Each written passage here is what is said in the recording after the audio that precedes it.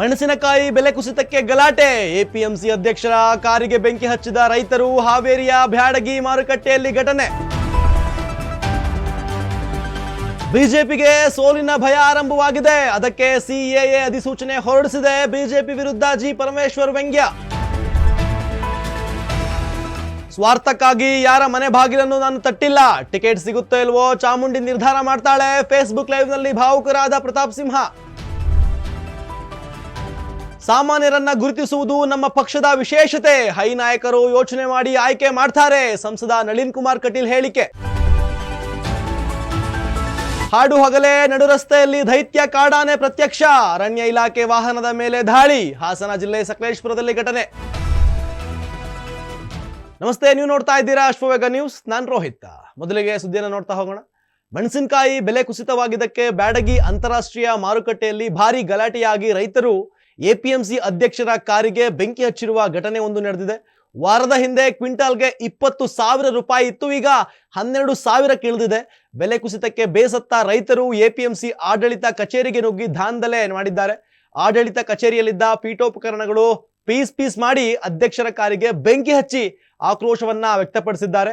3 APMC ವಾಹನ, 1 ಅಗ್ನಿಶಾಮಕ ವಾಹನಕ್ಕೆ ಬೆಂಕಿ ತಗುಲಿದೆ.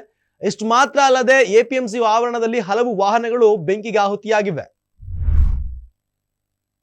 ಇನ್ನು ಬಿಜೆಪಿ ಲೋಕಸಭಾ ಚುನಾವಣೆಯಲ್ಲಿ ಬಿಜೆಪಿಗೆ ಸೋಲಿನ ಭಯ ಆರಂಭ ಆಗಿದೆ. ಈ ಹಿನ್ನೆಲೆಯಲ್ಲಿ ಕೇಂದ್ರ ಸರ್ಕಾರ ಪೌರತ್ವ ತಿದ್ದುಪಡಿ ಕಾಯ್ದೆ ಸಿಎಎ ಹೊರಡಿಸಿದೆ ಅಂತ ಗೃಹ ಸಚಿವ ಡಾಕ್ಟರ್ ಜಿ ಪರಮೇಶ್ವರ್ ವ್ಯಂಗ್ಯವಾಡಿದ್ದಾರೆ. ಪೌರತ್ವ ತಿದ್ದುಪಡಿ ಕಾಯ್ದೆಗೆ ಬಹಳಷ್ಟು ಜನ ವಿರೋಧ ವ್ಯಕ್ತಪಡಿಸಿರೋದನ್ನ ನಾವೆಲ್ಲ ನೋಡಿದ್ದೀವಿ. ಇದರ ನಡುವೆಯೂ ಕೇಂದ್ರ ಸರ್ಕಾರ ಇಂತಹ ನಿರ್ಧಾರಕ್ಕೆ ಬಂದಿದೆ. ಚುನಾವಣಾ ದೃಷ್ಟಿಯಿಂದ ಈ ತೀರ್ಮಾನ ತೆಗೆದುಕೊಂಡಿದ್ದಾರೆ. ಇದರಲ್ಲಿ ರಾಜಕೀಯ ಉದ್ದೇಶ ಇದೆ ಎಂಬುದು ಎಲ್ಲರಿಗೂ ಗೊತ್ತಿರುವ ವಿಚಾರ. ಬಿಜೆಪಿಯವರಿಗೆ ಎಲ್ಲೋ ಒಂದು ಕಡೆ ಸೋಲಿನ ಆತಂಕ ಕಾಡ್ತಾ ಇದೆ. ಹೆಚ್ಚು ಸ್ಥಾನ ಗೆಲ್ತೀವಿ ಅಂತ ಹೇಳ್ಕೊಳ್ತಾರೆ, ಆದ್ರೂ ಸೋಲಿನ ಭಯ ಇದೆ. ಬಿಜೆಪಿಯವರಿಗೆ ಮತ್ತೆ ಅಧಿಕಾರಕ್ಕೆ ಬರುತ್ತೀವಿ ಅನ್ನುವ ವಿಶ್ವಾಸ ಕಡಿಮೆ ಆದಂತಿದೆ. ಅದಕ್ಕಾಗಿ ಇಂತಹ ತೀರ್ಮಾನ ತೆಗೆದುಕೊಂಡಿದ್ದಾರೆ ಅಂತ ಬಿಜೆಪಿ ಸರ್ಕಾರದ ತೀರ್ಮಾನವನ್ನ ವ್ಯಂಗ್ಯವಾಡಿದ್ದಾರೆ. ಇನ್ನು ಲೋಕಸಭಾ ಚುನಾವಣೆ ಟಿಕೆಟ್ ಕೈತಪ್ಪುವ ಆತಂಕದಲ್ಲಿರುವ ಮೈಸೂರು ಕೊಡಗು ಬಿಜೆಪಿ ಸಂಸದ ಪ್ರತಾಪ್ ಸಿಂಹ ಸೋಮವಾರ ತಡರಾತ್ರಿ ಫೇಸ್ಬುಕ್ ಲೈವ್ ನಲ್ಲಿ ಮಾತನಾಡಿ ಕ್ಷೇತ್ರದ ಜನತೆಗೆ ಧನ್ಯವಾದವನ್ನ ಸಮರ್ಪಿಸಿದ್ದಾರೆ. ಕೊಡಗಿನ ಜನ ತೋರಿಸಿದ ಪ್ರೀತಿಯನ್ನ ನಾನು ಮರೆಯಲ್ಲ. ನಿಮ್ಮ ಹೃದಯದಲ್ಲಿ ಸ್ಥಾನ ಕೊಟ್ಟಿದ್ದೀರಿ ಅಂತ ಭಾವುಕರಾಗಿದ್ದಾರೆ. ಸ್ವಾರ್ಥಕ್ಕಾಗಿ ಯಾರ ಮನೆ ಬಾಗಿಲನ್ನು ನಾನು ತಟ್ಟಿಲ್ಲ. ಟಿಕೆಟ್ ಸಿಗುತ್ತೋ ಅಲ್ವೋ ಗೊತ್ತಿಲ್ಲ, ಅದನ್ನ ಚಾಮುಂಡಿ ನಿರ್ಧಾರ ಮಾಡ್ತಾಳೆ. ನನ್ನ ಏಳಿಗೆಗೆ ಶ್ರಮ ವಹಿಸಿದ ಪ್ರತಿಯೊಬ್ಬರಿಗೂ ಧನ್ಯವಾದ. ಮಡಿಕೇರಿಯ ಜನರು ನೇರ ಹಾಗೂ ನಿಷ್ಠೂರವಾದಿಗಳು, ಆದ್ರೆ ಮೈಸೂರು ಜನ ರಾಜಕಾರಣ ಮಾಡ್ತಾರೆ. ಮೈಸೂರಿನಲ್ಲಿರೋಷ್ಟು ರಾಜಕಾರಣ ಬೇರೆಲ್ಲಿಯೂ ಇಲ್ಲ.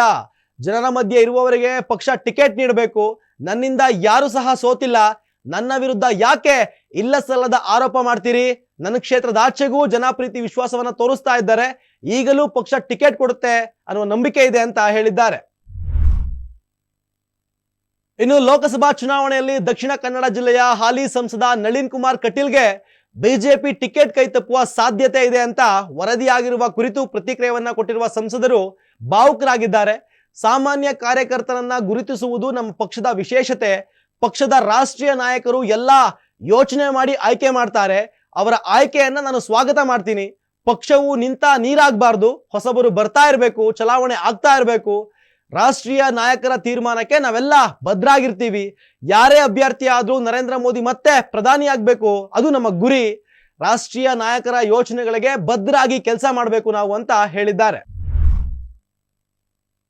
ಇನ್ನು ರಸ್ತೆ ದಾಟ್ತಾ ಇದ್ದ ದೈತ್ಯಾಕಾರದ ಕಾಡಾನೆಯೊಂದು ಅರಣ್ಯಾಧಿಕಾರಿಗಳ ಮೇಲೆ ಅಟ್ಯಾಕ್ ಮಾಡಲು ಮುಂದಾದ ಘಟನೆ ಸಕಲೇಶಪುರ ತಾಲೂಕಿನ ಅತ್ತಿಹಳ್ಳಿ ಗ್ರಾಮದಲ್ಲಿ ನಡೆದಿದೆ.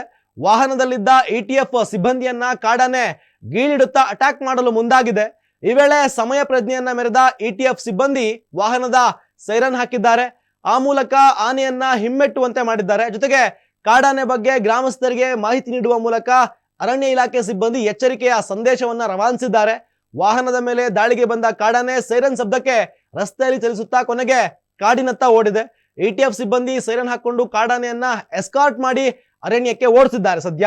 ಆದ್ರೆ ಈ ವೇಳೆ ಒಂಟಿ ಸಲಗ ಸಿಟ್ಟಿಗೆದ್ದು ರಸ್ತೆ ಬದಿ ಇದ್ದ ಮರವನ್ನೇ ಬೀಳಿಸ್ಕೊಂಡು ಹೋಗಿದೆ. ಈ ದೃಶ್ಯ ಮೊಬೈಲ್ ಕ್ಯಾಮೆರಾದಲ್ಲಿ ಸೆರೆಯಾಗಿದೆ. ಸದ್ಯ ಸಾಮಾಜಿಕ ಜಾಲತಾಣದಲ್ಲಿ ಭಾರಿ ವೈರಲ್ ಆಗ್ತಾ ಇದೆ. ಇದಾಗಿತ್ತು ಇವತ್ತಿನ ವಿಶೇಷ. ಹೆಚ್ಚಿನ ಮಾಹಿತಿಗಾಗಿ ನೋಡ್ತಾ ಇರಿ ಅಶ್ವವೇಗ.